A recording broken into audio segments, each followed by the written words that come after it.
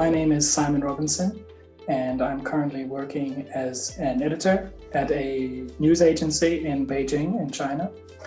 And I learned my Chinese language at the University of Auckland. I studied a bachelor's of Chinese with a minor in Asian studies. Following my graduation from my bachelor's studies, I actually continued to study Chinese at a postgraduate level in China as well. So altogether, I probably studied a bit over 4 years of Chinese language in total. The opportunities that opened up to me as a result of speaking Chinese are many.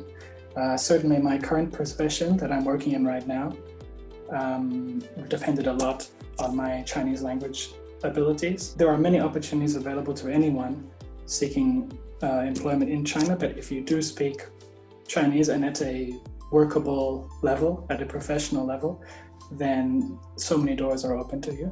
So I can speak from my own personal experience. After I graduated from my second master's degree, I received a job offer to work at a news organization, a different one to I'm currently working at right now in Beijing. And a large part of my attractiveness to my employer was the fact that I could speak Chinese, that I can look at original Chinese sources, that I can speak to the Chinese journalists, and that greatly facilitates all of the work that I do. If I'm purely limited by English language skills, then there's only so far you can go with that. So absolutely, my own professional experience has been developed on the back of my Chinese language skills. And then just outside of my professional life, there are all sorts of other opportunities that open up. I've had offers to take part in such and such festivities or work as an MC or do this and that, purely as a result of my speaking Chinese.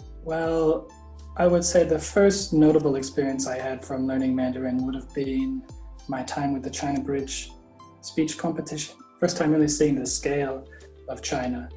And I took part in the competition on national TV in front of a giant audience of millions of people, and then we went all around the place and was taken to these wonderful parts of rural Hunan.